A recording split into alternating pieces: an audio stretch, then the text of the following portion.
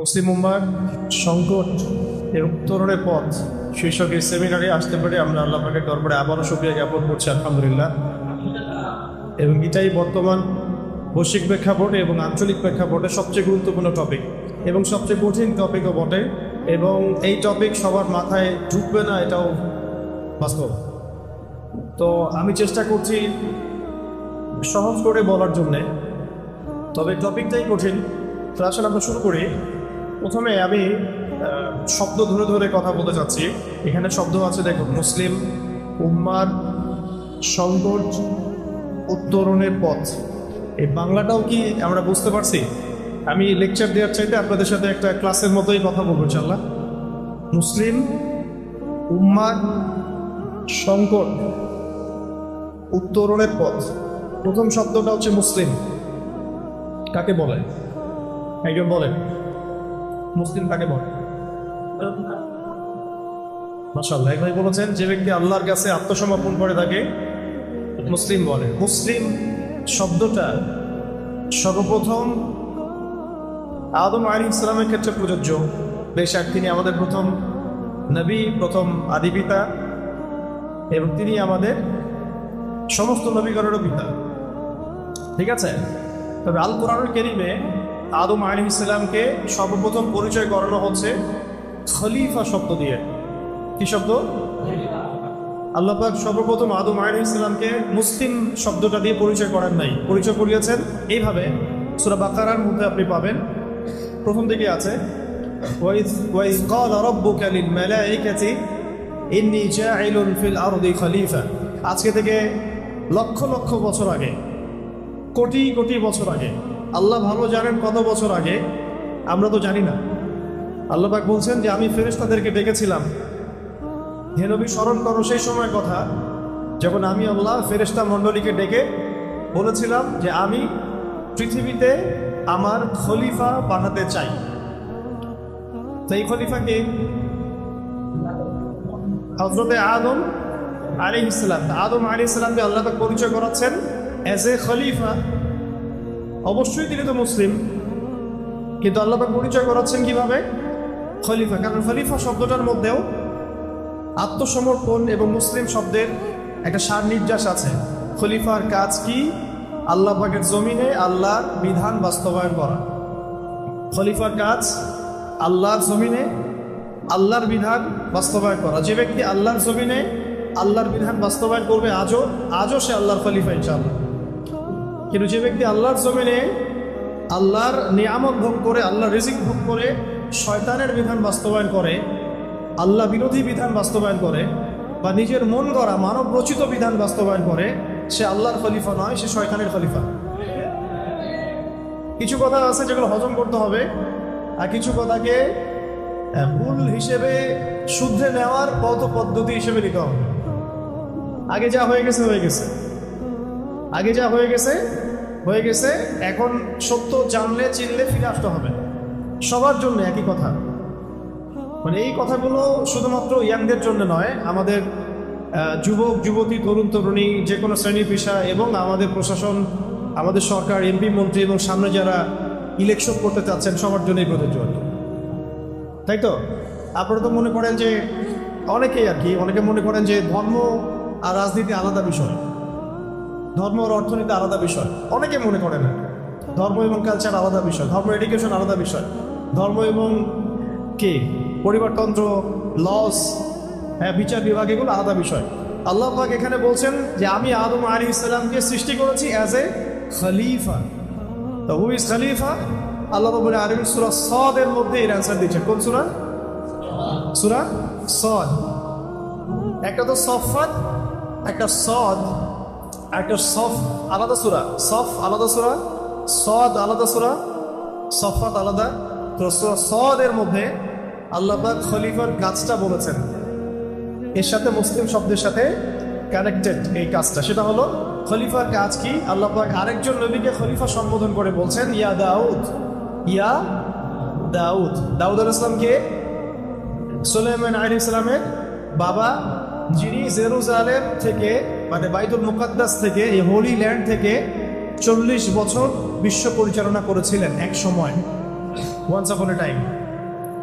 ঠিক আছে, দাউদ আলাইহিস সালাম শুধুমাত্র নবী ছিলেন না, একজন কি ছিলেন? রাষ্ট্র প্রধান ছিলেন। শুধু রাষ্ট্রপ্রধান না, তিনি ওয়ার্ল্ডের একটা বড় পার্টকে শাসন করেছেন। সেটাও সবচেয়ে গুরুত্বপূর্ণ সভ্যতা কেন্দ্রস্থল জেরুজালেম থেকে। সভ্যতা কেন্দ্রস্থল কিন্তু দুইটা। কয়টা?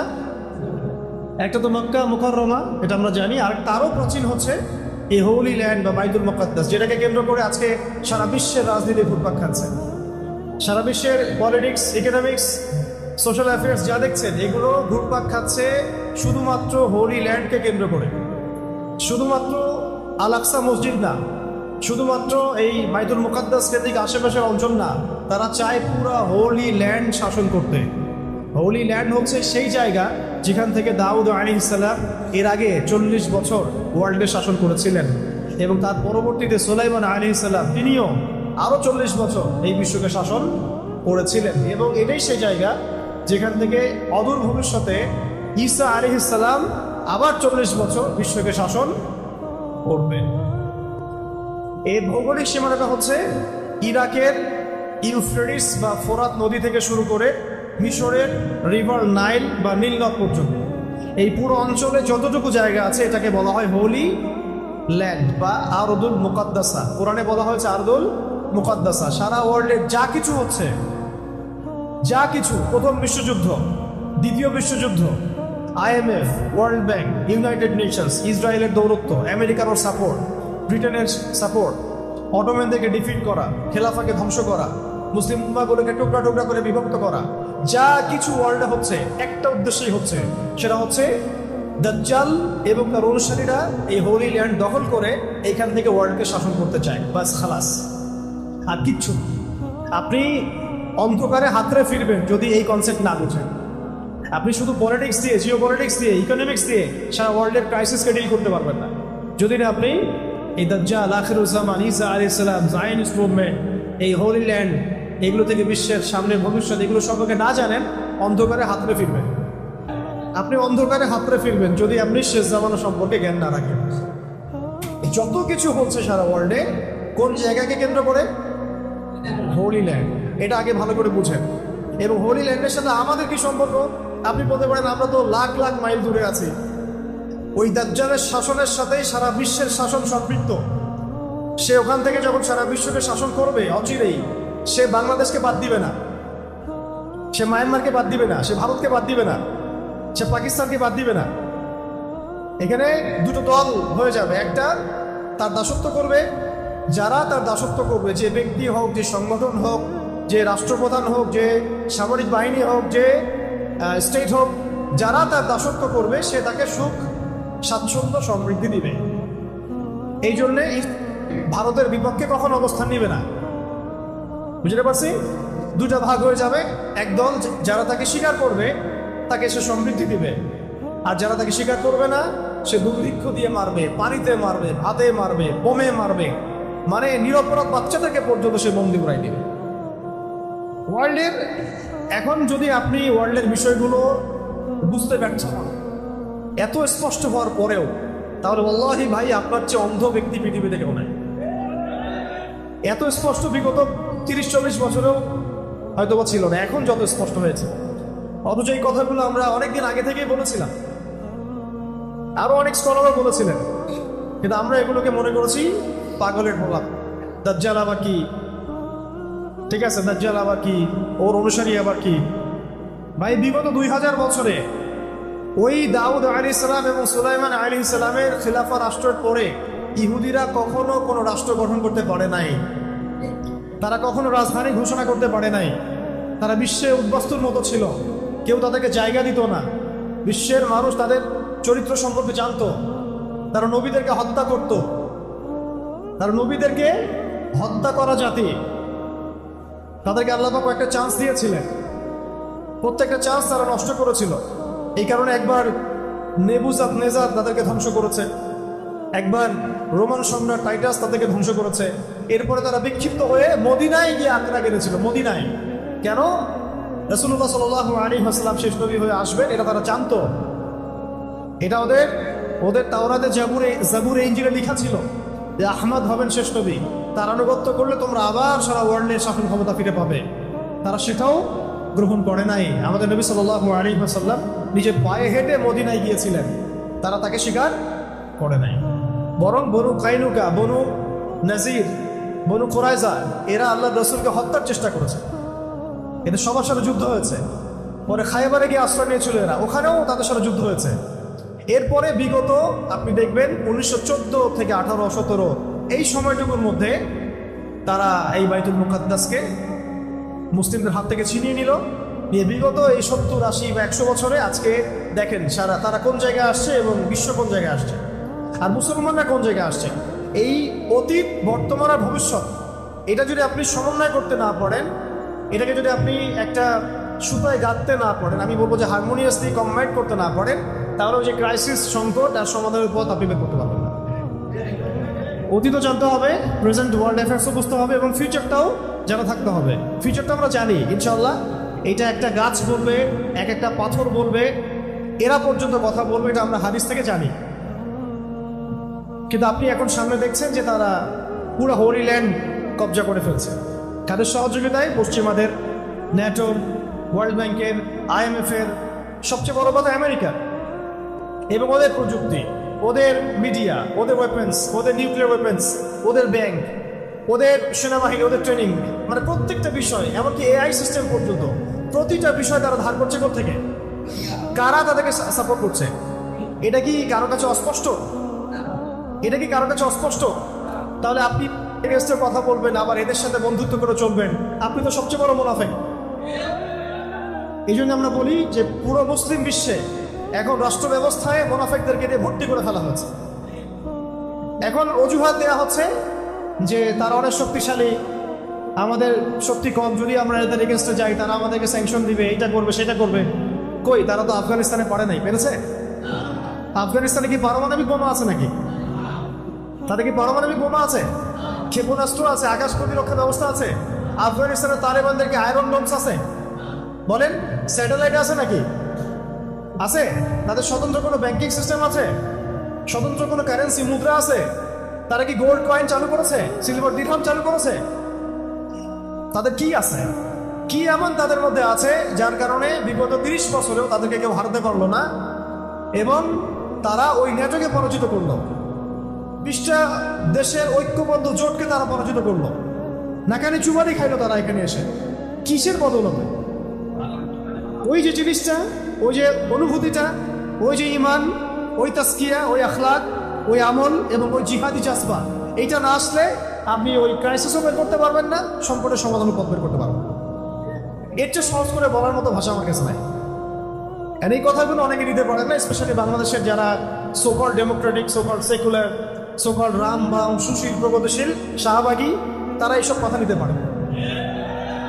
কিন্তু ওয়ার্ল্ডের বাস্তবতা এটাই যে ওয়ার্ল্ড সামনে এইভাবে আস্তে আস্তে আস্তে আস্তে বিশাল বিশাল যুদ্ধের দিকে যাবে, এবং তার আধিপত্য বিস্তার করতে থাকবে, ওর বাহিনী আধিপত্য বিস্তার করতে থাকবে। কিন্তু পৃথিবীর মধ্যে আল্লাহ রাব্বুল আলামিন, আল্লাহ পাকের মুজাহিদ বান্দাদেরকে আল্লাহ পাক তৈরি করবেন ইনশাআল্লাহ, এবং সেটা প্রত্যেকটা অঞ্চলের মধ্যে ছড়িয়ে পড়বে ইনশাআল্লাহ, এবং তাদেরকে পৃথিবীর কোনো বাহিনী পরাজিত করতে পারবে না ইনশাআল্লাহ। আমাদের অঞ্চলটাও এর বাইরে থাকবে না। কেন থাকবে না? কারণ আমরা সরাসরি সাথে ফাইট না করলেও সবচেয়ে বড় যে বন্ধু রাষ্ট্র, সে আমাদের বাড়ির পাশেই আছে। এটা আপনাদের কাছে ওপেন সিক্রেট, এটা বলার কিছু নাই। তাদের চরিত্র, তাদের উদ্দেশ্য, এজেন্ডা তারা প্রকাশ করে ফেলেছে। তারা বলে দিয়েছে আমরা অখণ্ড ভারত চাই। কি বলছে তারা? আমরা অখণ্ড ভারত চাই, তারা বলে দিয়েছে। কিন্তু আমরা সাহস করে বলতে পারি নাই যে আমরা অখণ্ড মুসলিম ভারতবর্ষ চাই, আমরা এটা বলতে পারি নাই। আমরা ভয় পাই, আমরা বললে নাকি আব্বু মাইন্ড করে, তাই না? আমরা বললে আবার এটা মৌলবাদী কথা হয়ে যায়। কেন তারা বললে মৌলবাদী হয় না কেন?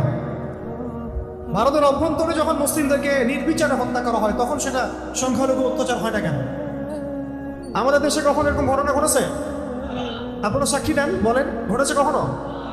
অথচ দেখেন তকমাগুলো কিন্তু আমাদেরকে লাগানো হয়।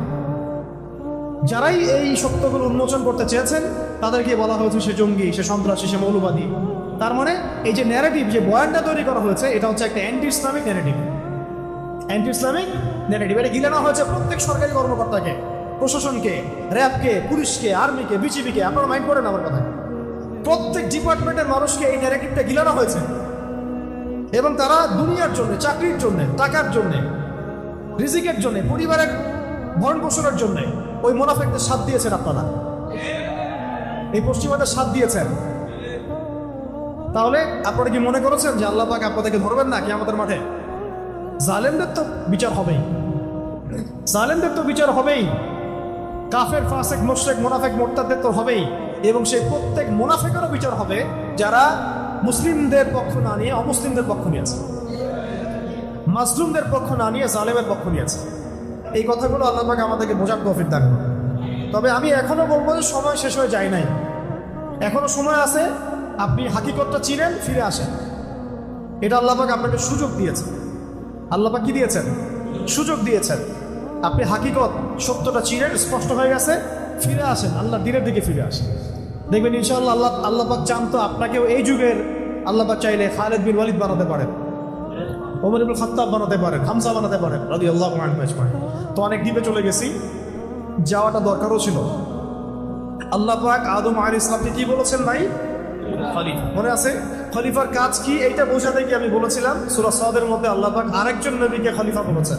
সে নবীর নাম দাউদ আলাইহিস সালাম। তাকে আল্লাহ পাক বলছেন ইয়া দাউদ, হে দাউদ। দেখেন আল্লাহ পাক নাম ধরে যখন ডাকেন, কাউকে নাম ধরে ডাকেন, এটা কিন্তু মানে খুবই মহব্বতের খাস একটা কিছু আল্লাহ পাক বলতে চান। এটা আমভাবে আল্লাহ পাক বলেন ইয়া আইয়ুহাল্লাযীনা আমানু, হে মুমিনগণ তোমরা শুনো। আর এখানে খাসভাবে বলা হচ্ছে ইয়া দাউদ, হে দাউদ। যেমন আমাদের নবীকে বলা হচ্ছে ইয়া আইয়ুহাল মুদাসসির, ইয়া আইয়ুহাল মুজাম্মিল, তাই না? ইয়াসিন, এগুলো হচ্ছে আল্লাহ পাকের খাস মানে সম্বোধন। তাহলে দাউদ আলাইহিস সালামের সম্বোধনটা খাস না? হুকুমটা আম, খলিফাদের ক্ষেত্রে কিন্তু সম্বোধনটা খাস। আল্লাহ পাক বলছেন ইয়া দাউদ, হে দাউদ। ভালো করে শোনেন, কাদেরকে বলছি? ভালো করে শোনেন, যারা সামনে রাজনীতি করতে যাচ্ছেন তাদেরকে বলছি। ইলেকশন করবেন, এমপি হবেন, স্বপ্ন দেখছেন, মার্কা টার্কা ফিক্স করে ফেলছেন, তাই না? আর আমাদের সামনে তো প্রবলেম সলভ হওয়ার একটাই রাস্তা, গণতন্ত্র, তাই না? এছাড়া তো কোনো রাস্তা নাই, তাই না? মানে এই যে একটা মেডিসিন আরেকটা গিলাই দিচ্ছে আমাদেরকে, যত সমস্যা এর সলিউশন কি? বলেন নাউজুবিল্লাহ মিন যালিক। আর আমরা বলি যত প্রবলেম তার সলিউশন হচ্ছে সিরাত। সিরাত মানে কি? রাসূল সাল্লাল্লাহু আলাইহি ওয়াসাল্লামের জীবনী। যত প্রবলেম তার সলিউশন দাওয়াত, এবং যত প্রবলেম তার সলিউশন ইসলামিক শরিয়া রাষ্ট্র। এর হচ্ছে আমাদের কথা। আর পশ্চিমারা আমাদেরকে শিখাই দিচ্ছে যত প্রবলেম তার সলিউশন কি? গণতন্ত্র। আর এখন বাংলাদেশের যত প্রবলেম তার সলিউশন একটা, ইলেকশন। সবাই বলি ইলেকশন কবে নেবেন বলেন, তাই না ভাই? ভাবখান ইলেকশন হলে সব সমস্যার সমাধান হয়ে যাবে, তাই না? তো দেখেন ইয়াংরা মাশাআল্লাহ বুঝেন, এখন তো অনেক বুঝেন আলহামদুলিল্লাহ আপনারা, এটা আল্লাহ পাকের অনেক বড় রহমত। এক সময় কিন্তু মানুষ কিছুই বুঝে না, বরং তাদের গোলক ধাঁধায় এমনভাবে ডুবে গেছিল যে তারাও, দাড়ি টুপিওয়ালা মানুষরাও মিসগাইডেড হয়ে গেছে। দেখেন আমি একটা খোলামেলা কথা বলে দিই, আপনারা অনেকে এর আগে একটা দল করেছেন, এক্স, নাম বললাম না, তো ওই দলের কিছু ব্যর্থতা সবার সামনে স্পষ্ট হয়ে গেছে না? তারপর একটা ওয়াই একটা দল আসলো, সে কার দালালি করলো, কি হইলো, এটা সবার কাছে স্পষ্ট হলো না? আমি আপনাদেরকে বলে দেই, এখন দাড়ি টুপিওয়ালা মানুষরা এখন সুন্দর মতো ভোট করে এমপি মন্ত্রী হন, এই সিস্টেমের মধ্যে ঢুকে যে আপনারাও ব্যর্থ হবেন এটাও প্রমাণ হয়ে যাবে। তবে এটাও বলে দেই, এটা নাই মামার চেয়ে কানা মামা ভালো। এটা কি? নাই মামার চেয়ে কানা মামা ভালো। অন্তত ইসলামপন্থীরা, মুসলিমরা দাওয়াতের স্পেস পাবে, এটা ঠিক আছে, এটাতে আমি দ্বিমত করি না। কিন্তু সিস্টেমটা আপনাকে পরিপূর্ণ শরিয়া কায়েম করতে কখনোই দিবে না, কারণ এই সিস্টেম নিয়ন্ত্রণ করতে, আর এর আন্ডারে থেকে আপনি যতটুকু করতে পারবেন এটা আপনি নিজেও জানেন কতটুকু করতে পারবেন না, আমার বলার দরকার নেই। আপনি এটা সাহস করতে পারবেন না সিস্টেমের মধ্যে ঢুকে, বরং আপনি কথাও বলতে গেলে আপনাকে হিসেব করে বলতে হবে, না জানি এবার আব্বু মাইন্ড করে কিনা। আপনি পড়ার সাহসই করতে পারবেন, কারণ সিস্টেমটাই তার, এটা তার দিন, এটা তার ধর্ম। আপনি তার ধর্ম কবুল করেছেন, ওইটা কবুল করে যতটুকু ভালো করা যায় অতটুকু করতে পারবেন। তাই তারপরেও বলছি, নাই মামার চেয়ে কেন মামা ভালো। আমাদের ভাইরা যদি 20-30টা 40-50টা আসন পান, খারাপ কিছু না, কিন্তু শরিয়া কায়েম করতে পারবেন না। আপনারা এবার শরিয়া কায়েম করতে পারবেন একমাত্র বিপ্লবের মধ্য দিয়ে, গণ অভ্যুত্থানের মধ্য দিয়ে, বিপ্লবের মধ্য দিয়ে, এবং একটা ঐক্যবদ্ধ জনমতের মধ্য দিয়ে। এবং সেই জনমত তৈরি করতে হলে সবার কাছে দাওয়াত দিতে হবে যে শরিয়ারই সমাধান, ইসলামী সমাধান, শরিয়াই সমাধান, কোরআনী সমাধান, হাদিসি সমাধান, সিরাতি সমাধান। এবং এটা কায়েম করতে হলে প্রয়োজনীয় জিহাদও করতে হবে, এটা স্পষ্ট করতে হবে। তার আগে আপনি এইভাবে এই সিস্টেমের মধ্যে ঢুকে শরিয়া কায়েম করতে পারবেন না। তাও যতটুকু পড়েন আলহামদুলিল্লাহ করেন, সমস্যা নাই। অন্তত আমরা একটু ভালো থাকলে হলে, আমাদেরকে আবার ধরেন না তখন। আপনারাও আবার আমাদেরকে ধরে যদি আয়না করে ঢুকাই দেন তাহলে তো হইল না, কারণ আপনাদের সাথে তো তাগুদের কোনো পার্থক্য থাকলো না, তাই না ভাই? আবার এমনও যেন না হয় যে আপনারা আবার বেশি এগ্রেসিভ হয়ে গেলেন আমাদের ব্যাপারে, তাগুদ যা করে নাই সেটা আপনারা করে দেখালেন, এমন যেন আবার না হয়। তাহলে জনগণ কিন্তু আপনাকে ছাড়বে না তখন আবার। এই প্রজন্ম কিন্তু শরিয়া বুঝে, এই প্রজন্ম দাওয়াত বুঝে, সিরাত বুঝে, জিহাদ বুঝে। এই প্রজন্মের সামনে হামাস দৃষ্টান্ত হয়ে আছে, এই প্রজন্মের সামনে তালেবানরা দৃষ্টান্ত হয়ে আছে। এই প্রজন্ম দেখে নিয়েছে যে কোন পথে হাঁটলে পশ্চিমারা নাকানি চুমানি খায়, এটা এই প্রজন্ম দেখে নিয়েছে। তো এখন যদি সব তাওহীদপন্থীকে মিটায় ফেলেন তবুও জেনারেশন দাঁড়াবে ইনশাআল্লাহ। তো ভাই বেশি কথা বলে ফেলতেছি মনে হয়। এখন আসেন, আগে কাদের কথা বলছিলাম? যারা রাষ্ট্র ক্ষমতায় যেতে চান, আল্লাহর খলিফা হতে চান, তাদের জন্য আল্লাহ পাক বলেছেন, হে দাউদ, আয়াতটা মুখস্থ করে নেবেন এবং এটা আপনারা তাবলীগ করবেন। ইন্না জাআলনাকা খলিফাতান ফিল আরদ। কে বলছেন? কাকে বলছেন? হে দাউদ, তোমাকে আমি জমিনের খলিফা বানিয়েছি। সুবহান, চিন্তা করছেন কথাটা? হে দাউদ, আমি আল্লাহ তোমাকে জমিনের, সুবহানাল্লাহ। এই জমিন বলতে কিন্তু ওই যে হোলি ল্যান্ড, কোন ল্যান্ড? Holy land. কে বানাইছেন? আল্লাহ। তোমার কাজ ফাহকুম বাইনান নাস বিল হক, একজন খলিফার কাজ। এখানে দাউদ আলাইহিস সালামকে বলা হচ্ছে কিন্তু কাজটা কার? তার মানে আল্লাহ পাক যাকে জমিনে ক্ষমতা দিবেন তার কাজ মানুষের মাঝে আল্লাহর বিধান দ্বারা বিচার ফয়সালা করা। এখন আপনি আপনার এই সেকুলারিজম দিয়ে, জাতীয়তাবাদ দিয়ে, কমিউনিজম দিয়ে এবং ডেমোক্রেসি দিয়ে এটা করে দেখান। Can you do that? Honestly speaking আপনি কি পারবেন? ফাহকুম বাইনান নাস বিল হক, এখানে হক মানে কি? আল্লাহর ওহী, কোরআন এবং সুন্নাহ। আমাদের শরিয়া অনুযায়ী কোরআন সুন্নাহ, তখন ছিল জাবুর, এখন কি? কোরআন সুন্নাহ। এখন কোরআন সুন্নাহর মানদণ্ডে আপনি এই আয়াতের উপর আমল করতে পারবেন কিনা এই সিস্টেমের মধ্যে থেকে? আজ পর্যন্ত কেউ পেরেছে কিনা?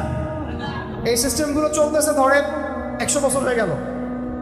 যেই কান্ট্রিগুলোতে এই সিস্টেমগুলো চলছে, এই কান্ট্রিগুলোতে কি আপনি একটা শরিয়া আইন বাস্তবায়ন করতে পেরেছেন কিনা? আমাকে একটা মিসাল দেন, একটা এক্সাম্পল দেন, আমাকে আলোচনা শেষ করে দিন। একটা মিসাল দেন লাস্ট 100 বছরে এই সিস্টেমগুলোর দাসত্ব করে কোন খলিফা মানে কোন রাষ্ট্রপ্রধান তার রাজ্যে বা তার অঞ্চলে আল্লাহর শরীয়ী বিধান বাস্তবায়ন করতে পারছে কিনা? তাহলে এটা যে এইগুলো যে এগুলো যে ফেল করেছে, এটা কি স্পষ্ট হওয়ার আরো বাকি আছে আপনাদের? আল্লাহ পাক আমাদেরকে সহিহ বুঝ দান করেন। এই সিস্টেমগুলো সরাতে হবে, নতুন সিস্টেম নিয়ে আসতে হবে। সেই নতুন সিস্টেমটাই হচ্ছে শরিয়া, ইমারা এবং খিলাফা। শরিয়া, ইমার এবং খিলাফা আমরা না নিয়ে আসলেও ইমাম মাহদী নিয়ে আসবেন ইনশাআল্লাহ। আমরা যদি কিছু নাও করি, এইভাবেই মুনাফিকের হালতে মরে যাই, নাউজুবিল্লাহ, ঈসা আলাইহিস সালাম নিয়ে আসবেন ইনশাআল্লাহ। কথা বুঝতে পারছেন? আল্লাহ পাক আমাদেরকে বোঝার তৌফিক দান করেন। এখন আরো কথা আছে, শুধু এটাই দায়িত্ব না। ফাহকুম বাইনান নাস বিল হক বলার পরে আল্লাহ পাক আরো বলেছেন, ওয়ালা তাত্তাবিউল হাওয়া, ওয়ালা তাত্তাবিউল হাওয়া, নিজের প্রবৃত্তির অনুসরণ করো না। রাষ্ট্র চালাতে গিয়ে প্রবৃত্তির অনুসরণ মানে কি? আল্লাহর বিধান, ইনসাফ, আদালতের বাইরে নিজের প্রবৃত্তির দাসত্ব করো না। মানব রচিত বিধানের দাসত্ব করো না। সোজা কথা, মানব রচিত বিধানের দাসত্ব করো না, আল্লাহর বিধানের দাসত্ব করো। এই সিস্টেমগুলো কি আপনাকে এই আয়াতের উপর আমল করতে দিবে? ওয়ালা তাত্তাবিউল হাওয়া। তাহলে কি হবে? আল্লাহ বলেছেন, ইউদিল্লাকা আন সাবিলিল্লাহ। যদি তুমি প্রবৃত্তির অনুসরণ করো, মানব রচিত আইনের অনুসরণ করো, আল্লাহর বিধান অনুসরণ না করো, তাহলে আল্লাহর পথ থেকে এটা তোমাকে সরাই দিবে। দেয় নাই? দিছে কি দেয় নাই? দেখছেন কত? মনে হচ্ছে আয়াত এখন নাজিল হলো, মনে হচ্ছে আয়াতটা এখন নাজিল হলো। ইউদিল্লাকা আন সাবিলিল্লাহ, আল্লাহর রাস্তা থেকে সরাই দিবে তোমাকে এগুলো আল্লাহর রাস্তা থেকে সরাই দিয়ে কাফেরদের দাসত্ব করাবে, কাফেরদের দাসত্ব করাবে। একজন মুসলমান মোদির দাসত্ব করছিল, ওর গুন্ডা বাহিনীর দাসত্ব করছিল, মুসলমান, এটাকে মানা যায়? একজন মুসলমান ইহুদির দাসত্ব করছে, মানা যায়? একজন মুসলমান খ্রিস্টান নাসারাদের দাসত্ব করছে, মানা যায়? অথচ এক সময় পুরো বিশ্ব আমরা শাসন করেছিলাম, এরা আমাদের রাষ্ট্রে থাকতো ট্যাক্স দিয়ে, জিজিয়া দিয়ে। দেখেন ইউদিল্লাকা আন সাবিলিল্লাহর উপর আমল হয়ে গেছে, আল্লাহর পথ থেকে সরাই দিছে। আরো বলেছেন আল্লাহ পাক বড় রাতে, ইন্নাল্লাযীনা ইউদিল্লুনা আন সাবিলিল্লাহ, যারা আল্লাহর রাস্তা থেকে বিচ্যুত হয়ে যাবে, লাহুম আযাবুন শাদীদ, লাহুম আযাবুন শাদীদ, মানে তাদের জন্য অপেক্ষা করছে কঠিন শাস্তি, যন্ত্রণাদায়ক শাস্তি। বিমা নাসু ইয়াউমাল হিসাব, এই কারণে যে তারা হিসাবের দিন ভুলে গেছে, তারা দুনিয়াকে বেছে নিয়েছে, হিসাবের দিন ভুলে গেছে। শাদীদ শব্দটা আল্লাহ পাক প্রয়োগ করেছেন লোহার ক্ষেত্রে। কার ক্ষেত্রে? লোহা। সূরা হাদিদ নামে একটা সূরা আছে, সূরা হাদিদ। ওই সূরার শেষের দিকে আল্লাহ পাক বলেছেন, ওয়া আনজালনাল হাদিদা ফীহি বা'সুন শাদীদ, আমি আল্লাহ নাজিল করেছি হাদিদ, লোহা। লোহা পৃথিবীর ভিতর থেকে বের হয় নাই, আল্লাহ পাক নাজিল করেছেন কোরআনের মতো। আর বুঝতে পারছেন? ফীহি বা'সুন শাদীদ, এবং লোহার মধ্যে আছে প্রচন্ড রকম শক্তি। ওই শব্দটা শাদীদ শব্দ আল্লাহ প্রয়োগ করেছেন সেই সব ব্যক্তির ক্ষেত্রে যাদেরকে আল্লাহ পাক খলিফা করবেন, পদ দিবেন, রাষ্ট্র ক্ষমতা দিবেন, কিন্তু আল্লাহর বিধান অনুসরণ করবে না, মানব রচিত তন্ত্রমন্ত্র অনুসরণ করবে, প্রবৃত্তির দাসত্ব করবে এবং আল্লাহর রাস্তা থেকে বিচ্যুত হয়ে যাবে। এখন আহলান সাহলান, যারা পলিটিক্স করতে চান এখন করেন, এখন বলেন, হাত তুলেন কারা কারা করতে চান? হাতও সবার উঠানো উচিত। বলেন যে হ্যাঁ আমি এই সিস্টেমের মধ্যে করবো না, কিন্তু অবশ্যই করবো, নাকি? এখন এই সিস্টেমে করতে আগ্রহী কারা কারা? বলেন, এই সিস্টেমের মধ্যে কারা কারা আগ্রহী আছেন? এখনো আগ্রহী আছেন এখনো? আহলান সাহলান, করতে থাকেন। এই সিস্টেমগুলো আপনাকে এই আগের উপর আমল করতে দিবে না। কোন সিস্টেমগুলো? পশ্চিমা মানব রচিত তন্ত্রমন্ত্রগুলো আপনাকে এগুলোর উপর আমল করতে দিবে না। হ্যাঁ, যদি এই সিস্টেমগুলো আপনি সরাই দিতে পারেন তাহলে আপনি আমল করতে পারেন। আর বাস্তবতা হচ্ছে এইটা বিগত আমরা 70-60 বছরে দেখি নাই কেউ সরাই দিতে পারছে, 100 বছর আমরা এটা দেখি নাই কেউ সরাই দিতে পারছে। তারপরেও বলবো নাই মামা হচ্ছে কেন মামা? ঠিক আছে, ওইটা আলাদা হিসাব। এখন খলিফার শব্দ বুঝতে পারছেন? খলিফার ফাংশন কি, খলিফার কাজ কি? এখন একজন খলিফা না হতে পারলে কেউ মুসলিম হতে পারবে কিনা বলেন?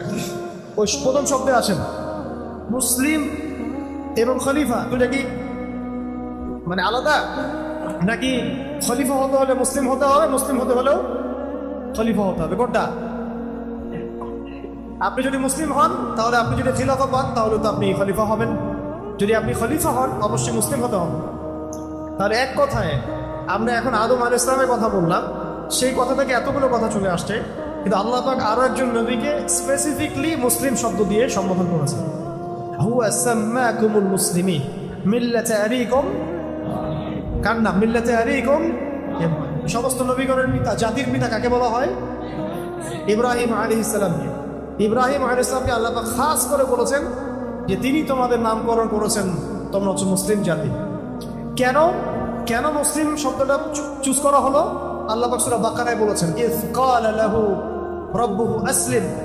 আল্লাহ পাক যখনই তাকে বলতেন, কাকে? ইব্রাহিম আলাইহিস সালামকে। যখনই আল্লাহ পাক তাকে বলতেন যে আসলিম, আত্মসমর্পণ করো, আত্মসমর্পণ করো, আত্মসমর্পণ করো, ক্বালা, তিনি বলতেন আসলামতু লিরাব্বিল আলামিন, আমি কোনো বাক্য ব্যয় ছাড়াই, কোনো যুক্তি তর্ক বিজ্ঞান দর্শন এগুলোর পরোয়া না করেই আল্লাহর সামনে আত্মসমর্পণ করতাম।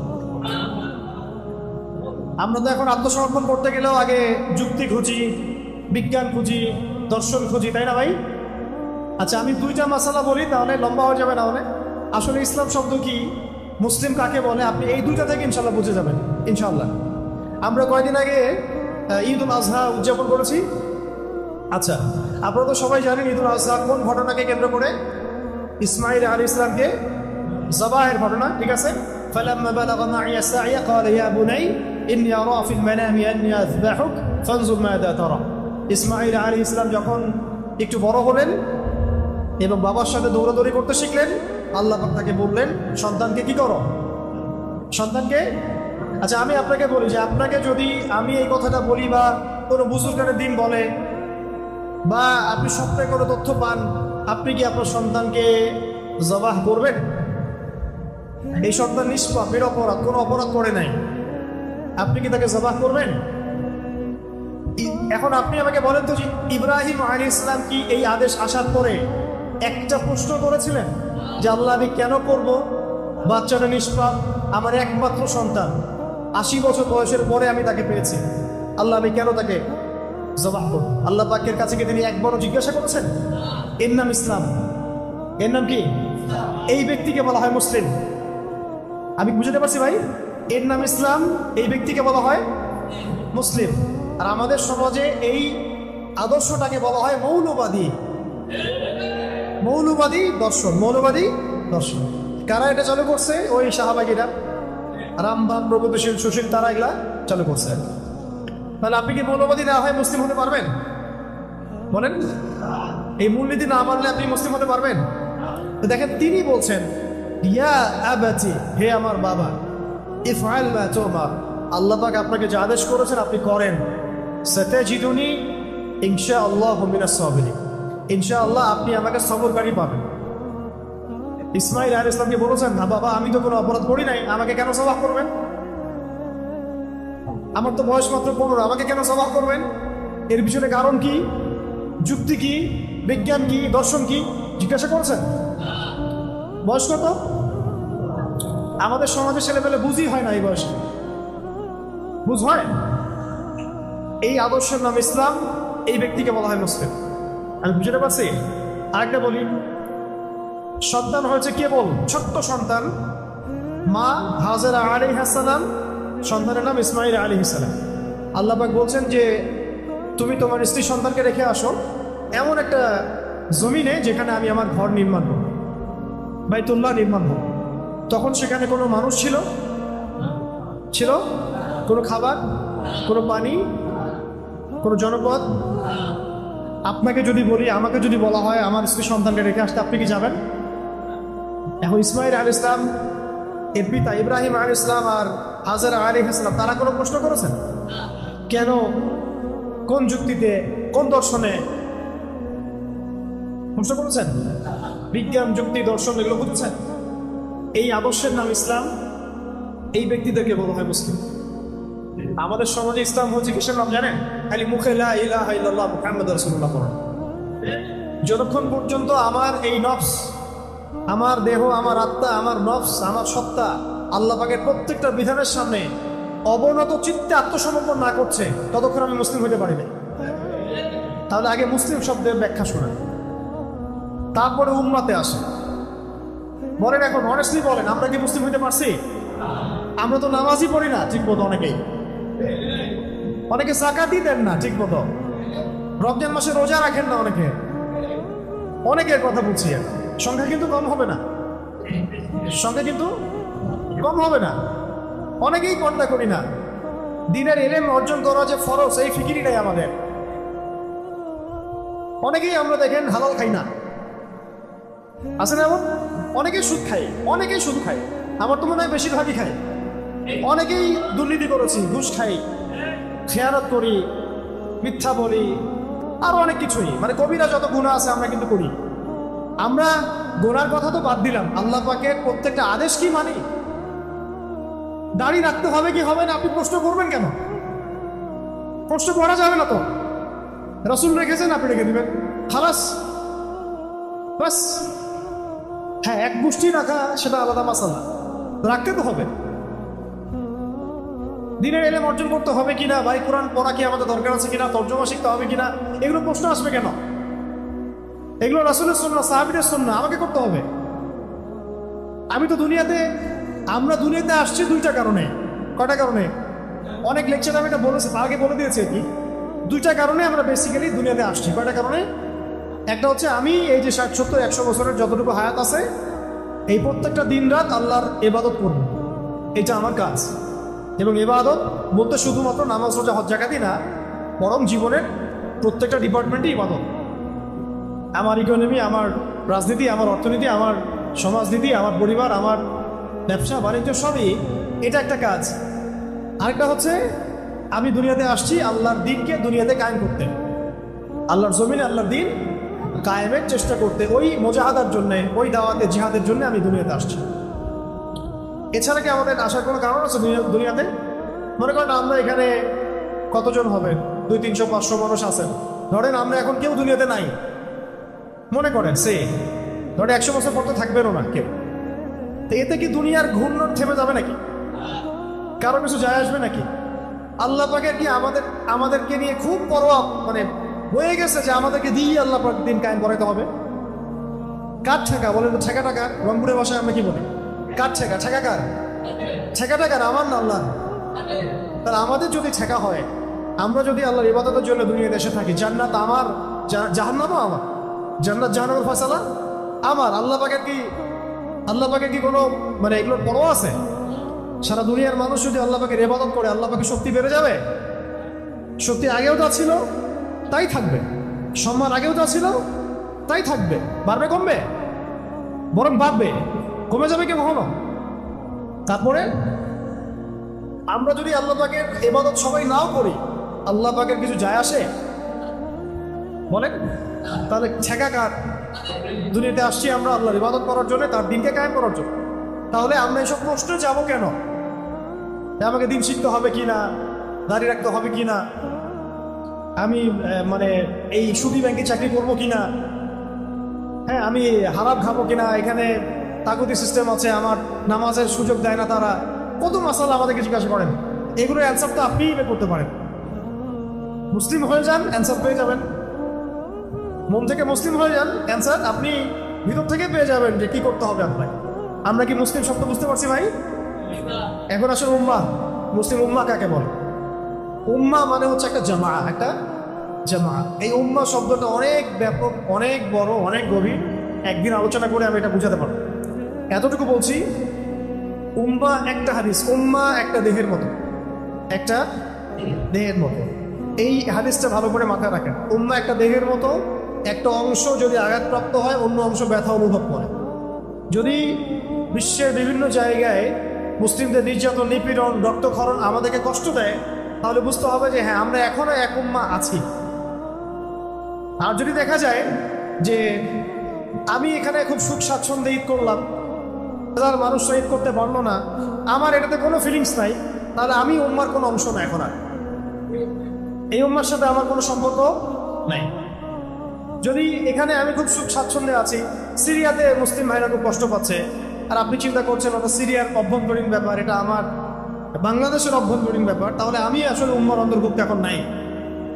সিমিলারলি চীনে উইঘুর নির্যাতন হচ্ছে, কাশ্মীরে মুসলিম নিধন হচ্ছে, ভারতে মুসলিম নিধন হচ্ছে, হ্যাঁ বিভিন্ন জায়গায় এগুলো হচ্ছে। এগুলো যদি আমাকে ব্যথিত না করে, আমাকে যদি এগুলো মানে আমার ভিতরে কোনো তামান্না সৃষ্টি না করে, রক্তক্ষরণ না হয়, বুঝতে হবে যে আমরা উম্মার অন্তর্ভুক্ত না। উম্মা একটা দেহের না, এক অংশে আঘাতপ্রাপ্ত হলে অন্য অংশ ব্যথা অনুভব করবে। এখন আপনারা চিন্তা করে বলেন যে আসলে আমরা উম্মার অন্তর্ভুক্ত আছি কি নাই। আমি আপনাদেরকে সিস্টেমের কথা বলেছি, একটু ধৈর্য ধরেন। এই সিস্টেম আপনাকে ভাইয়ে ভাইয়ে লড়াই করতে শিখিয়েছে। উম্মা তো বহু দূরের কথা। ধরেন আমরা যদি এতটুকু মনে করি যে বাংলাদেশ সারা বিশ্বের কোথাও কোনো মুসলিমরা নাই, ধরেন বাংলাদেশ সারা, ধরেন যে পৃথিবীর কোনো জায়গায় আর মুসলিম নাই, তবু এই সিস্টেমগুলো আপনাকে বাংলাদেশের মুসলিমদের মধ্যেই হাজারটা দলে বিভক্ত করে দিয়েছে এবং রাষ্ট্র ক্ষমতার জন্য একদল আরেক দলের সাথে মারামারি করছে। তাহলে এটা উম্মাহ না, রাজনৈতিক কনফ্লিক্ট। এগুলা আমাদেরকে ভোগাচ্ছে এবং আগামীতে আরো ভোগাবে। উম্মাহ বলতে অনেক বড় কিছু বোঝায়। এখন আমরা মনে হয় না আসলে ওই উম্মার মধ্যে খুব বেশি সংখ্যক মানুষ থাকবে, আমার এটা মনে হয় না। এই উম্মার ছাকরির মধ্যে বহুত মানুষ পড়ে যাবে, অল্প কিছু মানুষ থাকতে পারে যাদের পুরা মুসলিম বিশ্ব নিয়ে ফিকির আছে। এখন তো ব্যক্তিগতভাবেই ফিকির দেয় আমার দিন নিয়ে, উম্মা নিয়ে আমি কথা বলতে যাব, এটা তো আপনি ভাবতেই পারেন। আপনি লম্বা হয়ে যাচ্ছে নাকি? আচ্ছা, আমি একটু শর্ট করে দিব, একটু একটু সময় নিচ্ছি। মানে আমরা খুব আফসোসের সাথে লক্ষ্য করি আর কি, যে সামান্য দুনিয়াবি স্বার্থে দুনিয়াকে একটু পদের জন্যে, একটু ভোগবিলাসের জন্যে আমরা উম্মা কেন্দ্রিক কথাবার্তা বলা বন্ধ করে দিয়েছি। আমরা আমাদের নিয়ে ব্যস্ত হয়ে গেছি। আমি একটা মসজিদ করতে পারলে খুশি, একটা মাদ্রাসা করতে পারলে খুশি, আমি একটু রাহাবার হয়ে গেছি, আমি একটা দল করেছি, আমার দলের আমি আমির হয়ে গেছি, বাস আমার কাজ হয়ে গেছে। আসলে ব্যাপারটা এমন না ভাই। উম্মা নিয়ে ফিকির করতে হলে আমাদেরকে অনেক বড় মন আগে লালন করতে হবে, সবাইকে আগে নিজের ভাই মনে করতে হবে, সমস্ত জাতীয়তাবাদের বর্ডারকে ক্রস করে উম্মা নিয়ে চিন্তা করতে হবে। ভালো করে বুঝেন কথাগুলো। খিলাফা ধ্বংস করে তারা আগে আমাদেরকে জাতীয়তাবাদ গিলিয়েছে, বিভিন্ন রাষ্ট্রে ভাগ করেছে, পতাকা দিয়ে দিয়েছে, আলাদা আলাদা পতাকা, আলাদা আলাদা সঙ্গীত, আলাদা আলাদা স্বাধীনতা দিবস, আর আমরা মনে করছি আমরা স্বাধীন। আমরা মনে করছি কি আমরা স্বাধীন।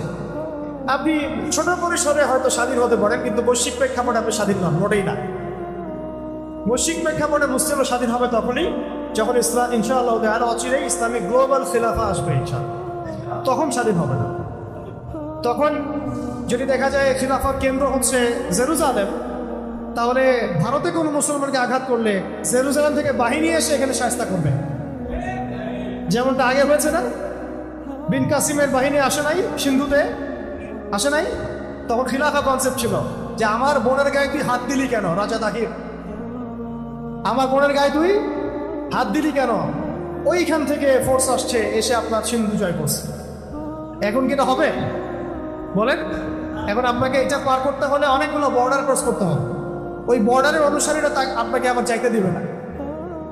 আপনি যত এখানে মার্চ ফর গাছা করেন কোনো লাভ নেই, কিচ্ছু হবে না, ওদের কিচ্ছু আসবে না, কারণ আপনি এগুলো ক্রস করে গিয়ে সেখানে গিয়ে যুদ্ধ করতে পারবেন না। কারণ এই সমস্যার সংকটের সমাধান হচ্ছে জিহাদ। গাজা ফিলিস্তিন বা এই পশ্চিমাদের যে এই ম্যাসাকার, গণহত্যা, এক কথায় কি? এক কথায় গণহত্যা। এক কথায় কি? গণহত্যা। এই গণহত্যার কোনো সমাধান নাই তো, আপনি যুদ্ধ ছাড়া এটাকে সমাধান করতে পারবেন না। কিন্তু আপনি জাতীয়তাবাদের আদালত থাকলে আপনাকে বর্ডার ক্রস করতে দেওয়া হবে না। সো উম্মাহ অনেক বড় বিষয়। সবার আগে আপনাকে জাতীয়তাবাদের ঊর্ধ্বে চিন্তা করতে হবে যে আমরা একটা দেহ, আমরা মুহাম্মদ সাল্লাল্লাহু আলাইহি ওয়াসাল্লামের উম্মাহ, আমরা আল্লাহর বান্দা। আমাদের মধ্যে ভাষাগত পার্থক্য থাকতে পারে, তবু আমরা এক। রঙের পার্থক্য থাকতে পারে, তবু আমরা এক। আমাদের জাতীয়তাবাদের মানে দেশের পার্থক্য থাকতে পারে, বাট আমরা এক। আমাদের বর্ণের পার্থক্য আছে, কিন্তু আমরা এক। সংস্কৃতির মধ্যে পার্থক্য আছে, কিন্তু আমরা এক। আপনাকে উম্মাহ কনসেপ্ট চিনাবে কে জানেন? উম্মাহ কনসেপ্ট কে চিনাবে? আমাদের সামনে কয়েকদিন আগে হজ হয়ে গেছে। কি হচ্ছে? এই মিসালটা দিয়ে আমি অন্য পয়েন্টে যাচ্ছি। লাস্ট মিসাল, অনেক লম্বা করবো না, আপনাদের বিরক্তি ধরবো না। হজ আপনারা দেখেছেন তো না? যারা করার তৌফিক পেয়েছেন তো মাশাআল্লাহ, আর আমরা যারা যেতে পারিনি আল্লাহ পাক যেন বারবার যাওয়ার তৌফিক দেন। এখন আপনারা দেখেন, হজ হচ্ছে সবার গায়ে একরকম কাপড় না, সেম কাপড় না। কে পাশে ধনী গরিব বোঝার বুদ্ধি আছে? কে কোন দেশ থেকে আসছে বোঝার বুদ্ধি আছে? এখানে বিভিন্ন ভাষার মানুষ আছে না, বিভিন্ন দেশের, বিভিন্ন বর্ণের, বিভিন্ন কালচারের, আছে কি না? কিন্তু যখন তারা নামাজে দাঁড়াচ্ছে, আরাফার মাঠে যখন তারা গেলেন, হাত তুলে আল্লাহ পাকের কাছে দোয়া করতে শুরু করলেন, এখানে কি কোনো জাতীয়তাবাদ, বর্ণ, ভাষা, গোত্রের পার্থক্য আছে? এইটা হচ্ছে উম্মাহ। এটা হচ্ছে কি? ওই শিক্ষাটা হজ থেকে নিয়ে এসে আমরা ধরে রাখতে পারি না। এমনকি হজের খুতবাতে পর্যন্ত পুরো উম্মাহকে ঐক্যবদ্ধ করে এই জালেমদেরকে ঘোষণা দেওয়ার সুযোগ হয় না। আফসোস, এর চেয়ে বড় কি আফসোস হতে পারে? এমনকি হজের খুতবাতে পর্যন্ত পুরো মুসলিম উম্মাহকে ঐক্যবদ্ধ করে একটা দেওয়ার সাহস হয় না। কারণ ওইটা ওইখানে বললেও নাকি আপুরা মাইন্ড করবে। কারণ আশপাশে যতগুলো মুসলিম রাষ্ট্র আপনি দেখছেন, এদের বেশিরভাগকেই তারা কিনে ফেলেছে। এদের বেশিরভাগই ওদের কাছে সোল্ড আউট। এরা তাদের ক্ষমতাকে টিকিয়ে রেখেছে ওদেরকে সাপোর্টের বিনিময়ে। আপনি এদেরকে যদি মনে করেন লেবানন গিয়ে সমাধান করবে, জর্ডান গিয়ে সমাধান করবে, সৌদি আরব গিয়ে সমাধান করবে, হ্যাঁ কুয়েত দিয়ে সমাধান, আবুধাবি গিয়ে সমাধান করবে, কোশ্চিন গেলেও না। বরং এরা ওদের মস্তক টিকিয়ে রাখার জন্য আমেরিকা ইসরায়েলের পা চাটবে পর্যন্ত। আমি ইচ্ছা খোলামেলার কথা বলতে পারি, এটা বিশ্বের কাছে স্পষ্ট। আচ্ছা, আপনাদের কি মনে হয় হজের খুতবাতে এরকম একটা বয়ান আসার দরকার ছিল কিনা? পুরো বিশ্বের মুসলিমরা সেখানে আসছে, ওখান থেকে তো আমরা তাওহীদ নিয়ে যাব, মিল্লাতে ইব্রাহিম নিয়ে যাব, উম্মাহ নিয়ে যাব। আজকে উম্মার এই দুরবস্থা, ওইখান থেকে ডাকা আসবে, ওইখান থেকে ডাকা আসবে, সবাই সেনাবাহিনী পাঠান, প্রস্তুতি গ্রহণ করেন, আমরা আল আকসা মুক্ত করবো ইনশাআল্লাহ। এই ঘোষণাটা কি বাংলাদেশ থেকে আসবে? এই ঘোষণা আসবে কোথা থেকে? আপনারা বলেন, এখন যদি মুহাম্মদ সাল্লাল্লাহু আলাইহি ওয়াসাল্লাম জীবিত থাকতেন, তিনি কি এই ঘোষণা দিতেন না? আবু বকর রাদিয়াল্লাহু আনহু থাকলে দিতেন না? উমর রাদিয়াল্লাহু আনহু থাকলে দিতেন না তিনি? তাহলে আমরা কেন দিতে পারি না? কেন পারেন না? ওই পশ্চিমাদের সিস্টেমের মধ্যে ঢুকে গেছেন তাই। এই হলো বাস্তবতা। এই তো যে পুরো বিশ্বকে শাসন করবে, কিভাবে করবে? ওর থাকবে তন্ত্র মন্ত্র প্রযুক্তি, ওর থাকবে ফোর্স। ও মানুষকে এমন ভাবে ডিসিভ করবে, মানুষের কাছে মনে হবে আমি ঠিক পথেই আছি। বুঝতে পারছেন কথা? আল্লাহ পাক আমাদেরকে বোঝার তৌফিক দান করেন। উম্মাহ অনেক গভীর বিষয় ভাই, আমি শুধু হজের একটা এক্সাম্পল দিলাম, এটা থেকে বুঝেন যে উম্মাহ কি হওয়া উচিত ছিল। এখন বলে তো আসলে কি উম্মাহ এই জায়গায় আছে কি নাই? কেন নাই? জাতীয়তাবাদের কারণে নাই, এই ক্ষমতার দ্বন্দ্বের কারণে নাই, পশ্চিমা তন্ত্রমন্ত্রের কারণে নাই, সেই ইমান নাই, সেই আকীদা নাই, সেই মানহাজ নাই। তার ইয়াংদেরকে আমি আমার ভিতর থেকে আহ্বান জানাচ্ছি যে এই ধোঁকাবাজিগুলোর মধ্যে না পড়ে একেবারে রিয়েল ইসলামটা শিখে নিন। এটা আপনাকে স্বাধীন করবে ভিতর থেকে, এটা আপনাকে স্বাধীন করে দিবে। আপনি আল্লাহ ছাড়া কাউকে ভয় করবেন না। আমি এটা ফখর করে বলছি না। এখন এতক্ষণ ধরে যে আলোচনাগুলো হয়েছে, আপনি আলোচনাগুলো জাতিসংঘ থেকে করতে পারবেন না, কারণ ওটা পরাধীন। আমি এখানে স্বাধীন, আপনি এখানে স্বাধীন। আপনি আল্লাহর দাসত্ব করছেন, তারা জাতিসংঘের দাসত্ব করছে। স্বাধীনতার অন্য সুখ আছে, এটা বুঝবে না। এই স্বাধীনতা নিয়ে যদি আমি কারাগারে যাই, আমি স্বাধীন। এটা নিয়ে যদি আমরা জিহাদের মাঠে যাই, আমরা শহীদ, আমরা কাছি। এইটা নিয়ে যদি আমরা ওখানে শহীদ হয়ে যাই, ইনশাল্লাহ আমরা জান্নাতে চলে যাব। বিকজ আমরা কোনো আল্লাহ বিরোধী কোনো শক্তির সামনে আত্মসমর্পণ করি নাই। এই জাজবাটা আমাদেরকে তৈরি করতে হবে। আল্লাহ পাক তৌফিক দান করেন। শেষের দুইটা পয়েন্ট, সংকট উত্তরণের পথ। তো সংকট তো আপনারা বুঝে ফেলছেন, আমি কয়েকটা পয়েন্ট বলি। সংকটগুলো কোথায় কোথায় জানেন? প্রথম সংকটটা হচ্ছে ভাই আমাদের ইমানের সংকট। কিসের সংকট? আমরা যে আসলে দুনিয়াতে আল্লাহর দিন পালন এবং প্রতিষ্ঠার জন্য আসছি, এটা ভুলে গেছি তো আমরা। আমাদের সামনে তো চাকরি, মেয়ে, টাকা পয়সা, বাড়ি গাড়ি, ব্যাংক ব্যালেন্স, এগুলো ঝুঁকতেছে। আমরা তো ভুলেই গেছি আমরা মুহাম্মদ সাল্লাল্লাহু আলাইহি ওয়াসাল্লামের উম্মাহ। আমাদের একটা ভিশন আছে, একটা মিশন আছে।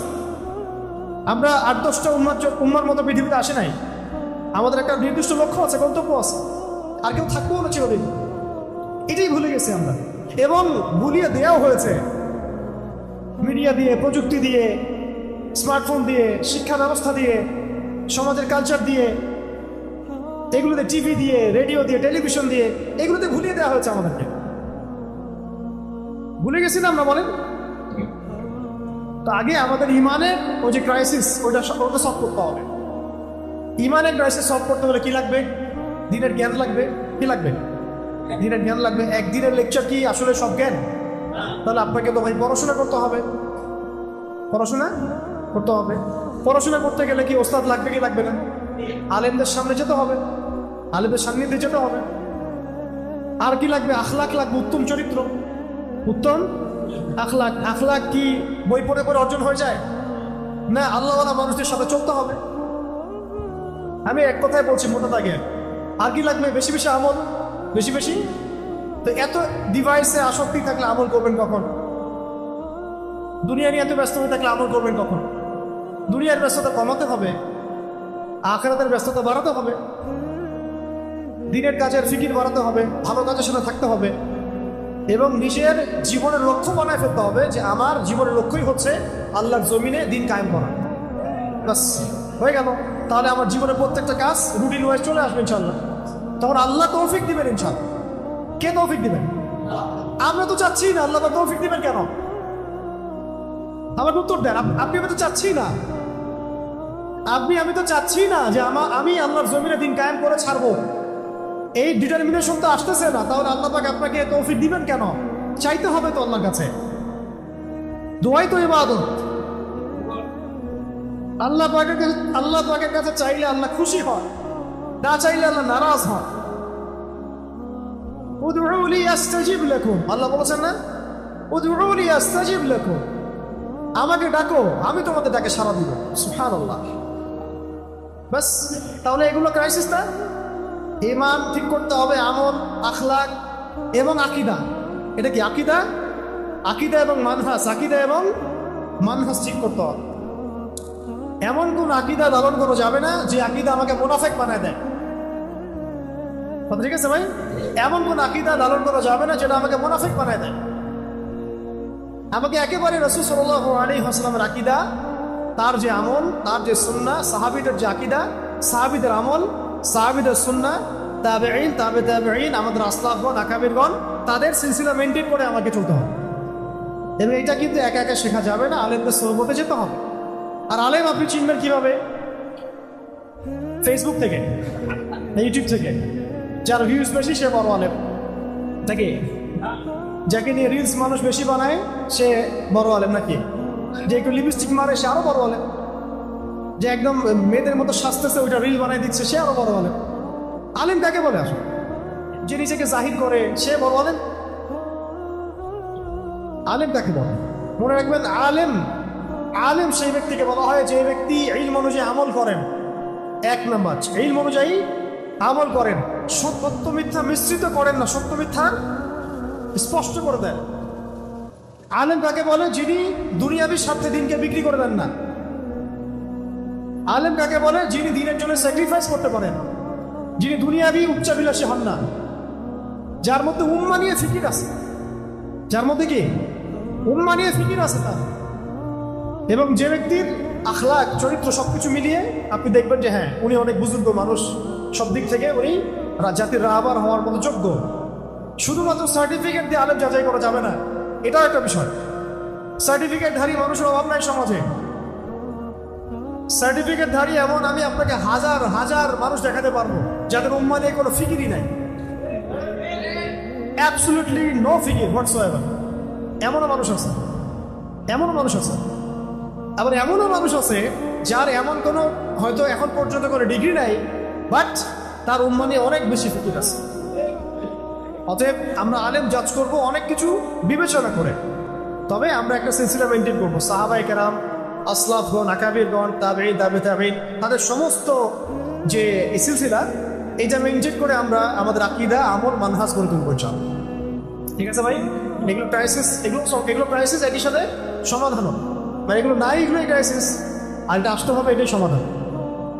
আর আরও কিছু ক্রাইসিস আছে, সেটা হচ্ছে আমাদের পড়াশোনার মধ্যে গ্যাপ আছে।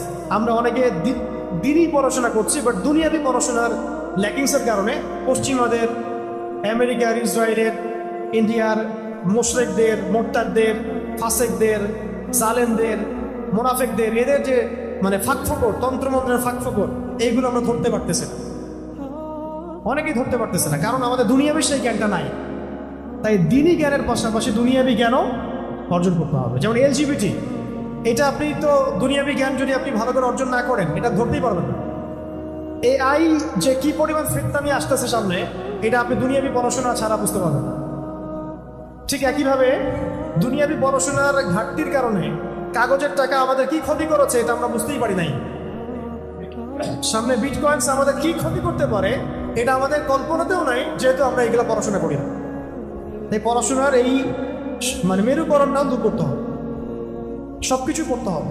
এই জন্য আমি জেনারেল শিক্ষিত ভাইদেরকে নিয়ে বেশি আশাবাদী।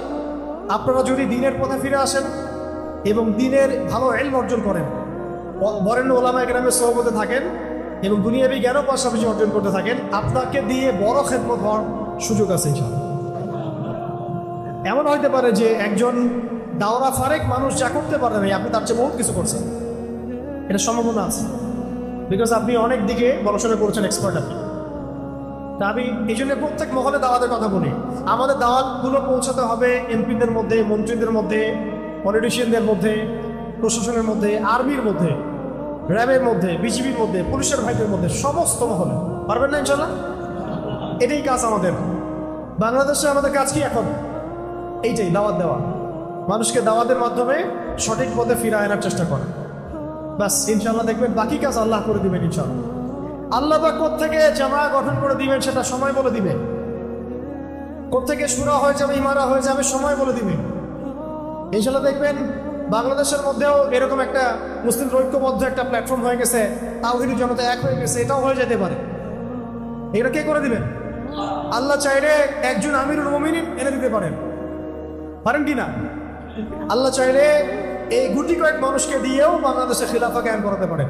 আর খিলাফত না, মানে শরিয়া কায়েম করাতে পারেন। কি কায়েম করতে পারেন? শরিয়া। শরিয়া মানে ইমারা। ইমারা খিলাফত বড় কনসেপ্টে, মানে বৈশ্বিকভাবে এটা আর কি। আমরা আঞ্চলিকভাবে এটা ইমারা হয়, শরিয়া হয়। শরিয়া আইন যেখানে কায়েম হয় সেটা ইমারা হয়। তো এগুলো সংকট, এই সংকটগুলো কাটাতে হবে। এছাড়া সংকট আছে, সাংস্কৃতিক সংকট আছে। সংস্কৃতির নামে আমাদেরকে গিলানো হচ্ছে, শিরক কুফরি হারাম। ইকোনমিক সংকট আছে, আপনাকে সুদ খাওয়ানো হচ্ছে, ঘুষ খাওয়ানো হচ্ছে, দুর্নীতি করানো হচ্ছে, অনেক সময় আপনি বাধ্য হচ্ছেন। আবার হারাম, এটা হারাম চিনতেই পারছেন না কোনটা হারাম। সিন্ডিকেট আছে, বাজারে অনেক ফাসেকদের তৎপরতা আছে, সিন্ডিকেট আছে। আবার ওই যে বললাম টাকার মান পড়ে যাওয়া, ইনফ্লেশন হওয়া, সুদের ফেতনা, অনেক ফেতনা আছে ইকোনমিক্সের মধ্যে। এইগুলা সংকট।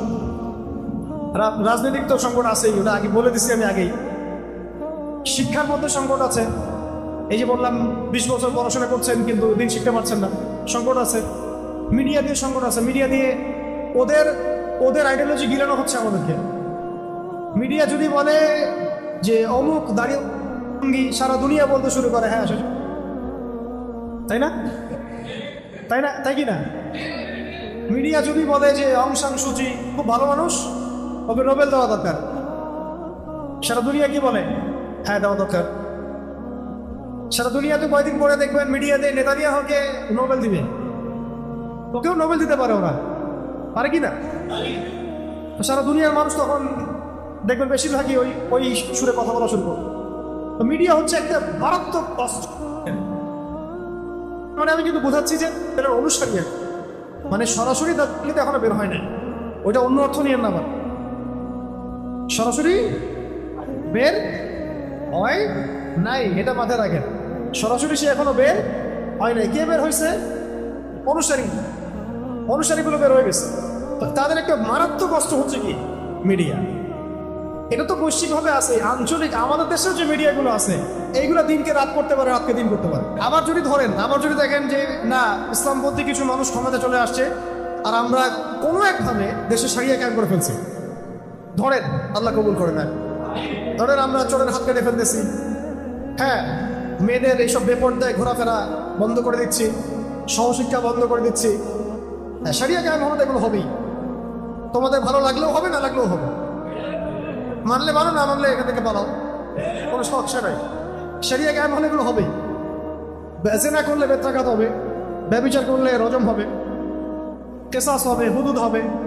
তখন এই মিডিয়াগুলো কি করবে জানেন? তখন তারা আমাদের পক্ষ নিয়ে, হ্যাঁ তখন তারা বলবো যে আদনান ভাইরা খুব ভালো মানুষ, তারা ইনসাফ কায়েম করছে সমাজে ন্যায় বিচার কায়েম করছে। ইসলাম হলো শান্তির ধর্ম, এই তো ইসলামের আসল রূপ। এগুলো শিরোনাম আসবে, তখন এই হচ্ছে চরিত্র এদের। তাই আমি বলছি যে এগুলো হচ্ছে সংকট মানে সমাধান আপনাকে বের করতে হবে। আমাদের কি স্বতন্ত্র মিডিয়া আছে? কয়টা আছে?